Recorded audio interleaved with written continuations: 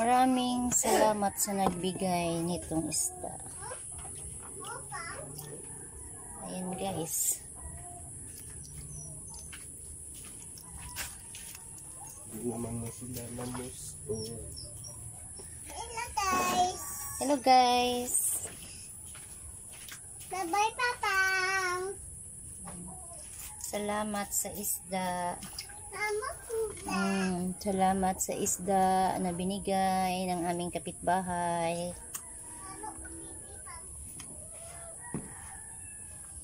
Ayan yung isda.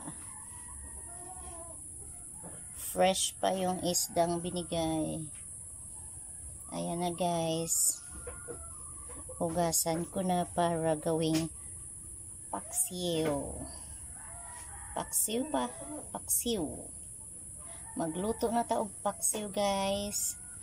Happy Sunday morning everyone. Bye bye.